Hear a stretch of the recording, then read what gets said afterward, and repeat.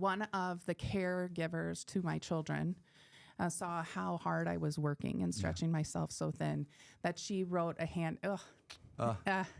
handwritten note to me. I kept the note. It's that quote from the Bible, Jeremiah, where "For I know the plans I have for you," declares the Lord. Plans to prosper you and to not to harm you. Plans to give you hope and a future. Welcome to Spotlight Sioux Falls, where culture meets commerce and the people behind our favorite places get the mic. We're your hosts, Melissa Goodwin and Steve Schmidt, and we're sitting down with the makers, doers, and dreamers shaping the soul of our city. From storefronts to side hustles, tattoos to tech startups, we are telling the stories that make Sioux Falls shine. Because behind every business is a human story, and those stories, they're what make our community feel like home. This is Spotlight Sioux Falls. Hi, and welcome. I'm Andrea Smith with the Prosperity Blueprint. I think the story came out as like this thing that we were trying to make sound almost when we were trying to listen, we were hearing the present. But when you started to talk about the path and how you got there, it started to make sense why you're passionate about what you're doing right now. And I think that's super interesting. So I want to start right there. Take me back to the time that you served in the military. So you're a veteran, and I think that's foundation one. But even before that, take me back to like, what was your mindset when you got out of high school and you're approaching the real world for the first time? Walk me through all of that up till the point where we got right here.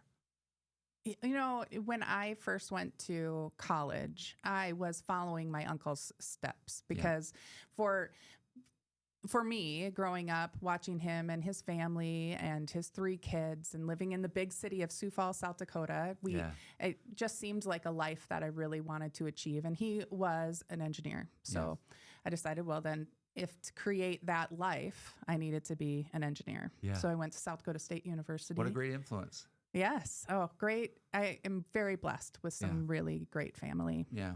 And so I went to South Dakota State University, enrolled in mechanical engineering and musical theater, realized that I lost myself in calculus a lot more than I did enjoy being on stage.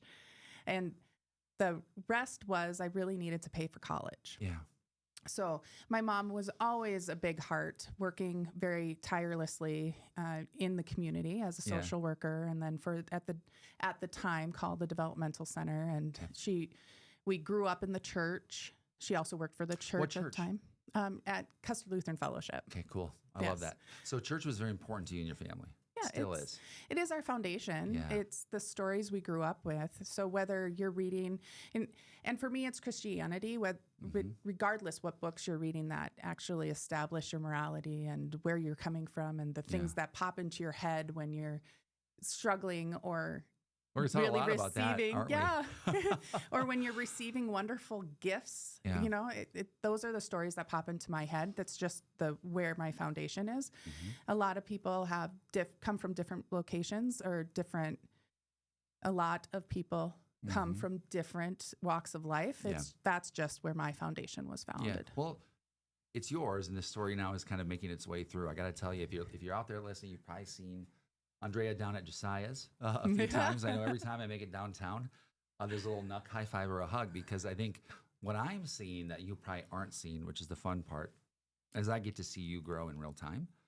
And like, let's say it's about a month or two every time we get to see each other, right? Between run-ins, you are running at a clip it's not crazy. It's just, you can tell you're working the blueprint. I am. And I am working the blueprint. Okay, we're going to talk about this because here's the fun part. You guys get the blueprint, and this is not why you made it. It's sort of people are looking at you saying, "How did you do it?" Let's walk back. I want to walk back to the time you spent serving in the military. What was that job like? What was that work like? What was the stress like?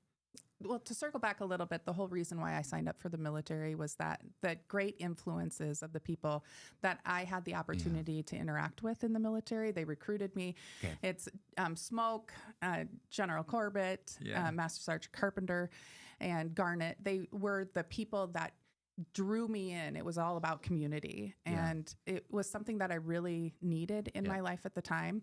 In addition to, it helped me pay for college because my mom gave back to the community in so many ways. It didn't pay very well. Right. And so for all of those individuals that are choosing that calling in their life, talking about money or talking about wealth is not in the beginning of their forefront. So for me, growing up, creating a blueprint to wealth where money was less of a struggle was important to me. That's so important. It's so important. And for me, I want to give this gift to everyone, every individual, every business, that to be able to walk in life where you feel like you're free enough to make your own decisions and that you don't have to do things because you need a paycheck. And I found myself in that situation multiple times, either as walking through life as a single mother and having to ensure that we have jobs that support our families in the right ways. That's a lot. And if it's not feeding your soul or if it's not in line with you exactly, how do you manage through that so you're financially free enough to make the decision and make the jump into what you really are passionate about when you can? So that's what this blueprint is about. Yeah. Well, I think for me, the blueprint, learning in real time too, I'd be lying if I said that I'm not going to learn from this too, because you don't have to be a specific person with the title of this to benefit from this blueprint. This is a blueprint that as we talk through it, I think you're going to learn a lot about Andrea's specific experience and how that parlays into industries that you're familiar with. But I don't even want to talk about that yet because I don't want you to think that's all she does. You're on a mission, and I want to talk about this because a lot of people make courses, sell ebooks, have blueprints, have this. The hard part is activating it, I think. You've got a great idea. You've activated it. I want to talk about implementing it. So talk to me about as you've worked with other people and you start to see them implement even just one segment of your blueprint, what's the one that stands out the most to you? And then we're going to dive into them. So just wait one more minute. We're getting there. What's the one where you said, this is where I see the mindset change. This is where I see a difference. What does that look like? When does it happen? For us who are major achievers, like we're really striving to do the best for ourselves and for our families and our friends and our community.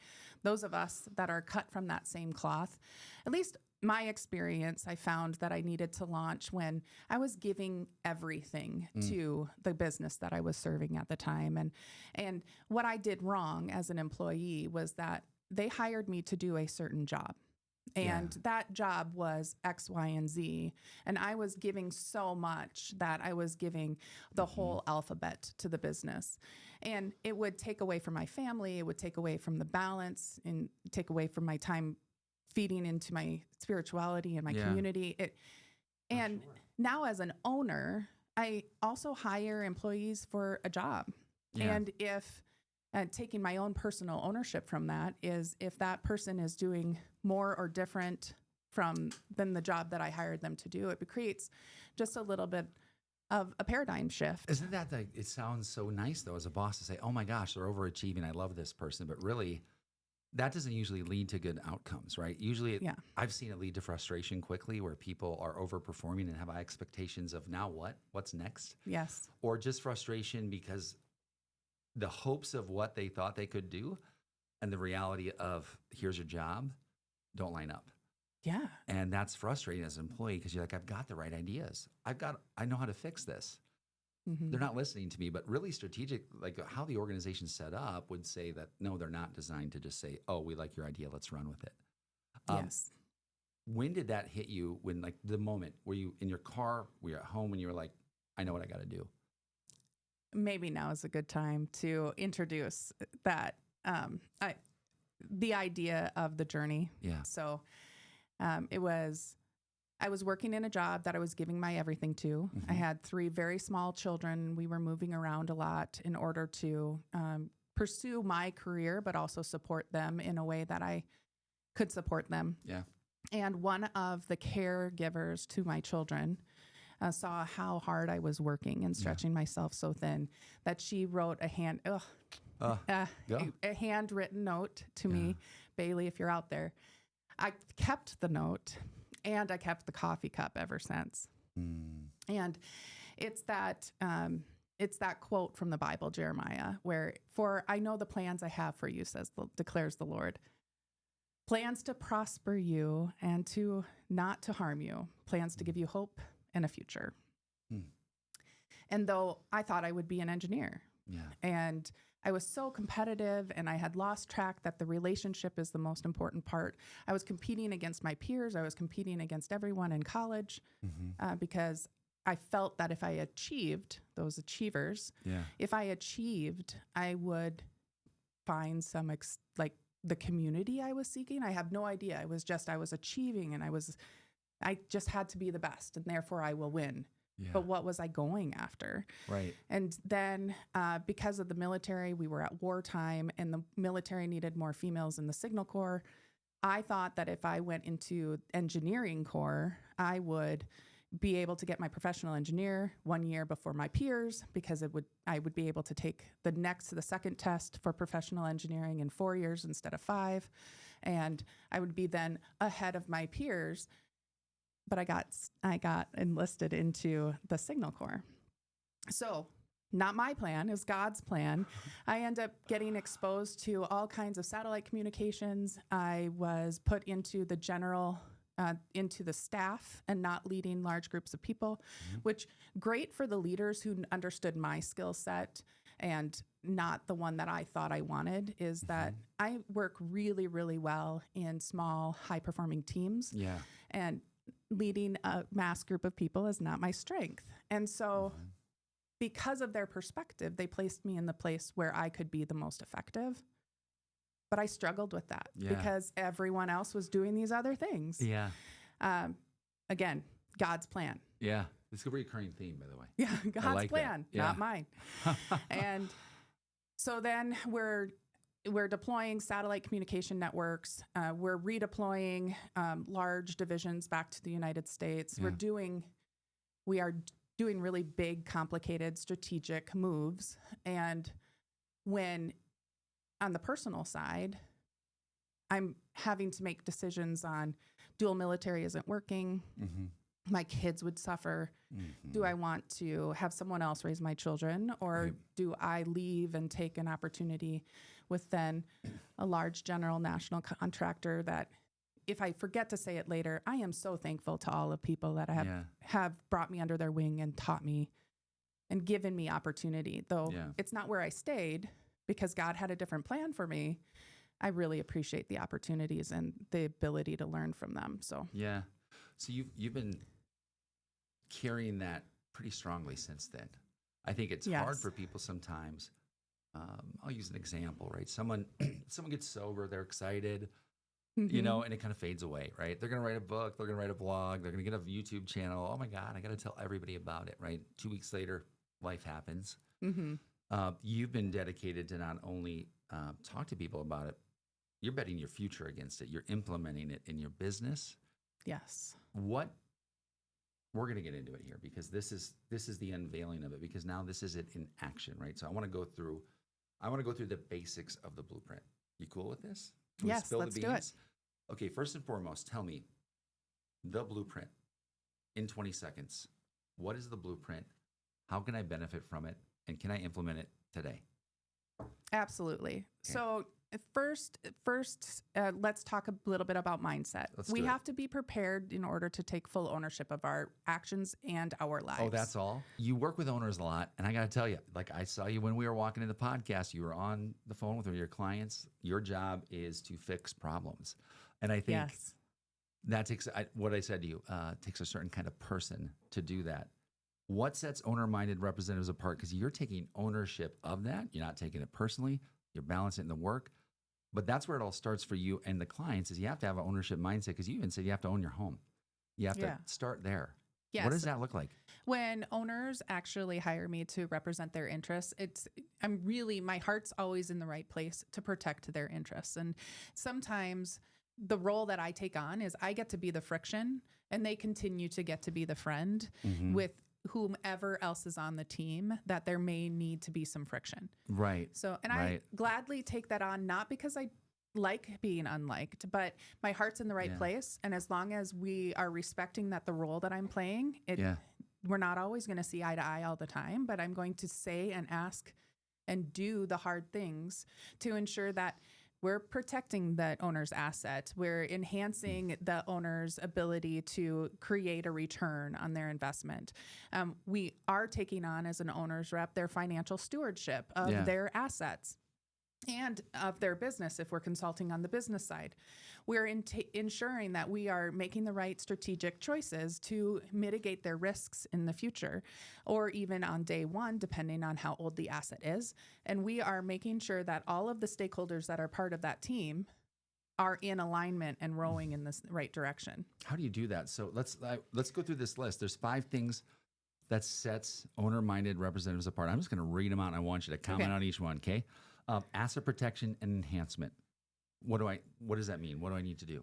Well, for example, each one of your real estate holdings will have a certain part or play a certain role in your portfolio And of you're real going to show estate. me that. As a client, we go in depth with your asset portfolio and how each one plays into the other. Okay. And we help guide and advise on if an asset should make a decision or look through a lens in a different way.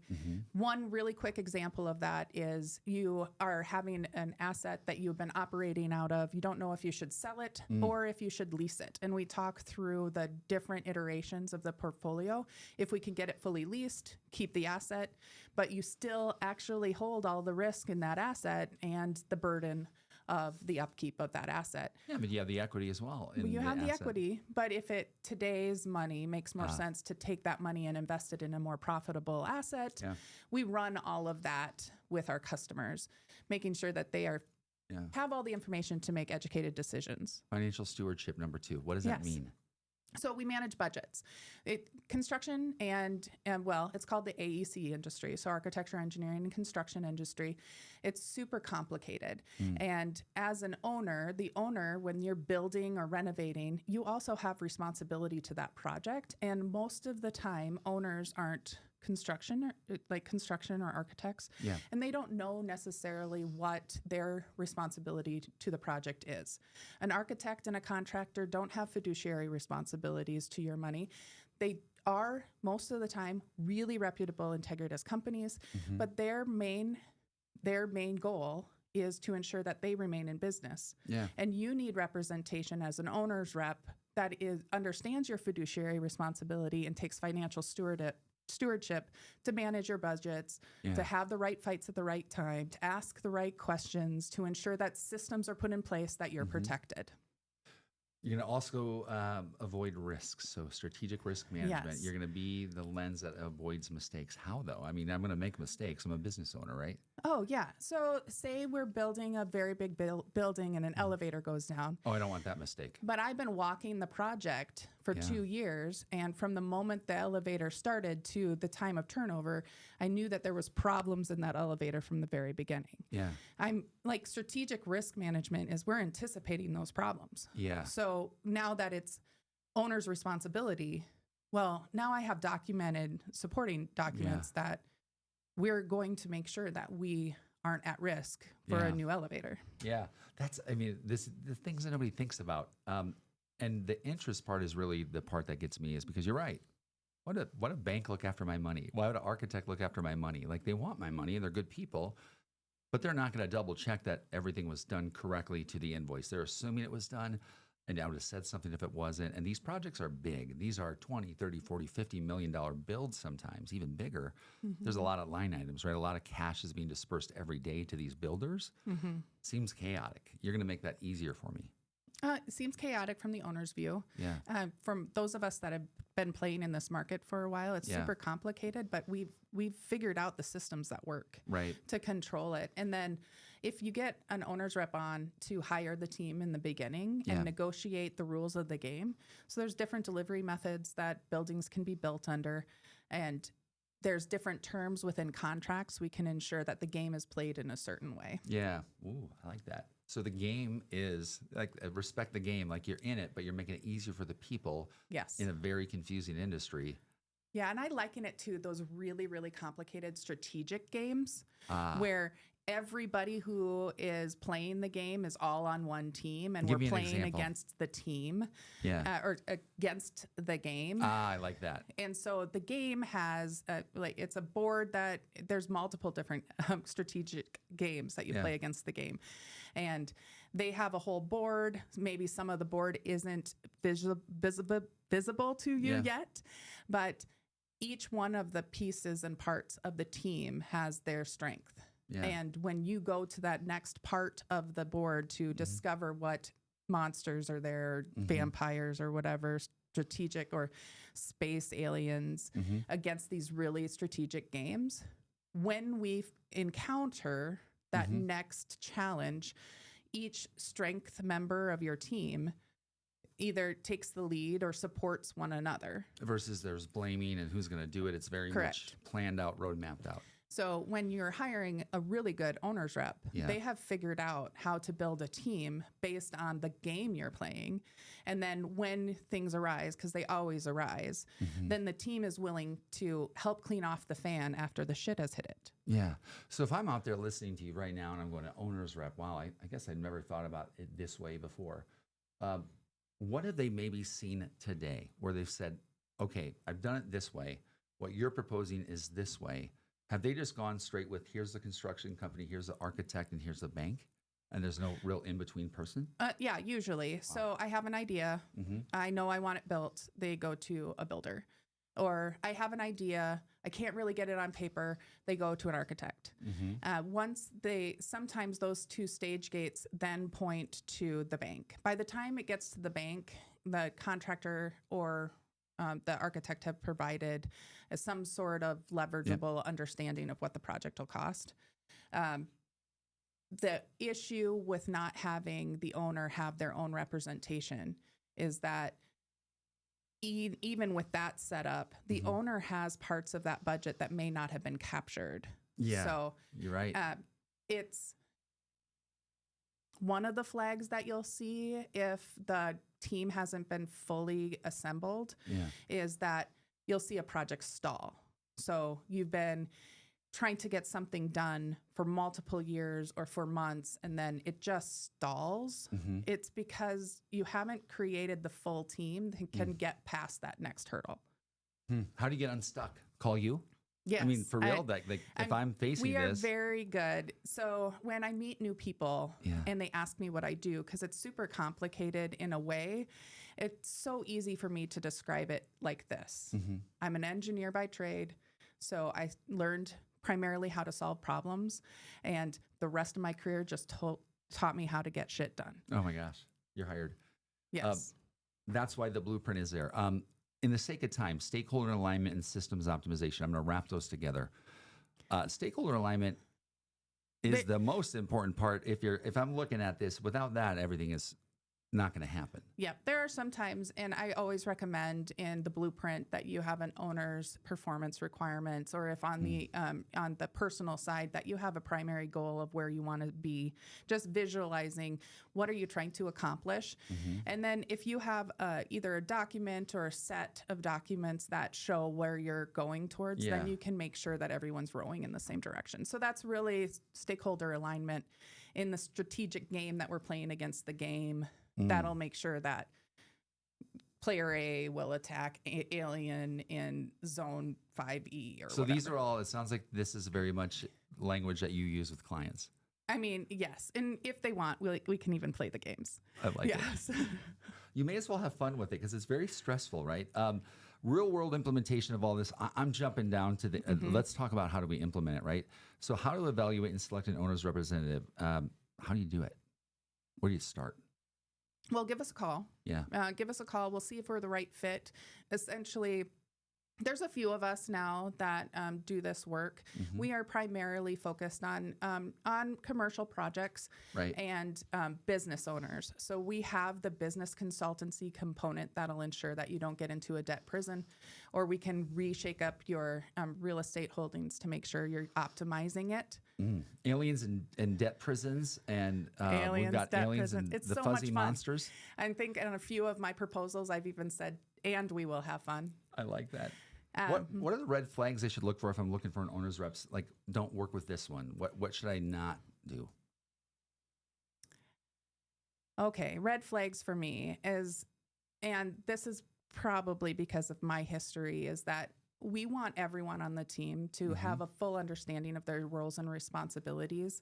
If an owner's rep is saying that we're all going to get along and love each other and have a real kumbaya approach to this, most of the time, that means that there will be so much contingency that the owner is going to be paying for everything. And I take it a little bit different approach. Yes, we will get along. We will understand who is doing what, when, but we may not always get along all the time, because we will have the hard conversations when they need to be had. Yeah. Well, So do you help those hard conversations happen? I will lead them Yeah. when the trust has been built up enough that the owner will trust me enough to have those conversations. How do I select an owner's representative? Because this sounds awesome, but I also don't want to pick the wrong one. And I also need to know what red flags to look out for, because it can't all be as good as you.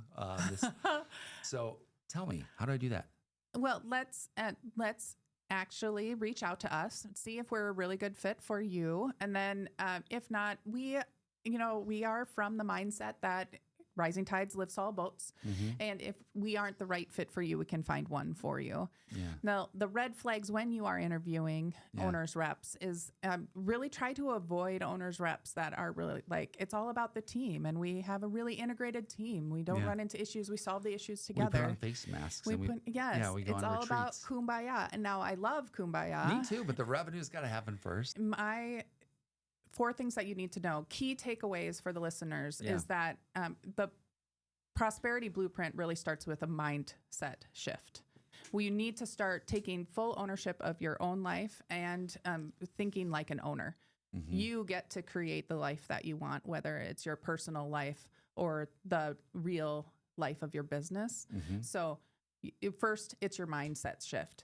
Second, it's your strategic approach. Really create a vision of what your life is going to be like, or your business is going to provide. What value is it going to add into the world? And make every decision based on that lens. Yeah. And revisit often, I suppose. Revisit often. And if you need to pivot, be the best friends pivoter and get that couch up the stairs. Yeah. So, oh my gosh, I love that. Skills development is number 3.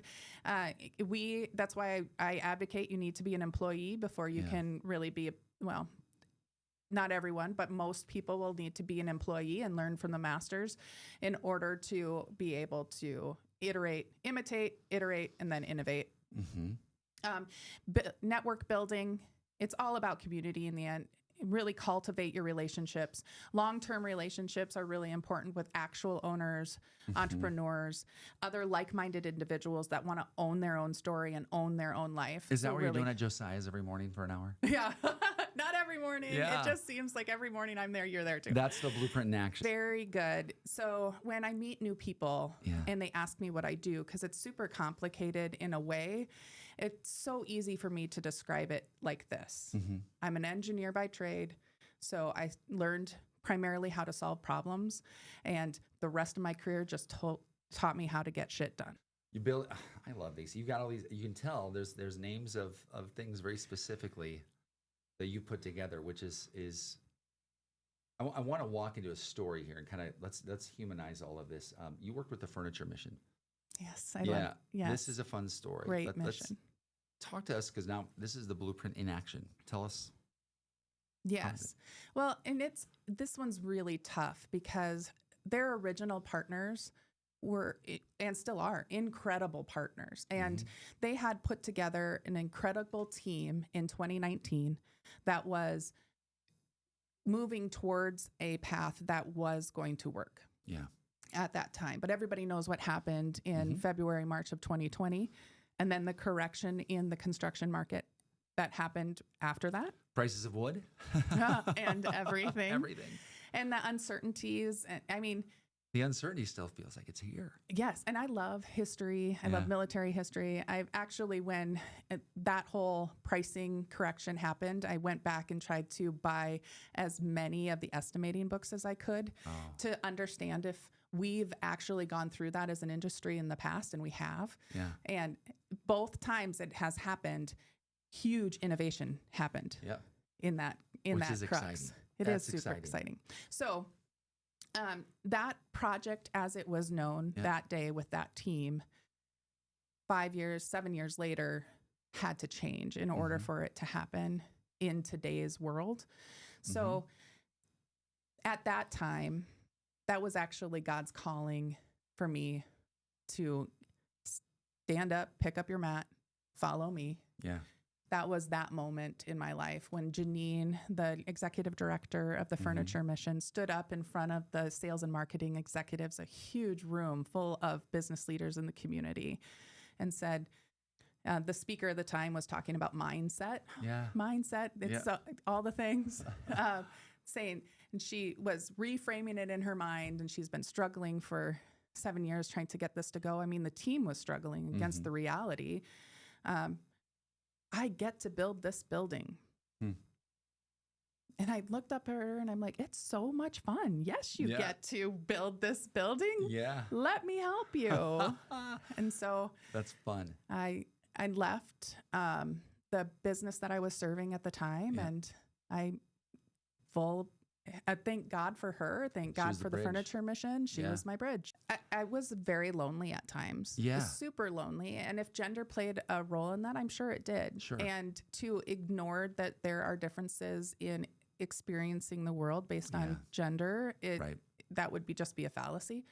But now I've been able to reflect on that part of my life. And I really want to teach how to do it a bit differently, because though differences, that is where our real power is. Our power is when the people who are creating teams can see any problem or any opportunity as from all different kinds of angles to ensure that we're getting to the best possible solution. So those differences actually are the superpower. This episode of Spotlight Sioux Falls is sponsored by Magnetic. We help businesses grow through content that stands out and software that scales your conversations. Not sure how to build your pipeline? You can find us at magnetic.services. Magnetic.services. Your pipeline will thank you. Thanks for listening to Spotlight Sioux Falls. These are the stories and the businesses that shape our city. If you heard something today that made you smile, made you think, or maybe reminded you of someone you know in your neighborhood, please share it. That's how we support local. That's how we grow. And if you know a business owner we should feature, or you want to tell your story, reach out. Until next time, we're Steve and Melissa, and this is Spotlight Sioux Falls, where local stories get the stage they deserve.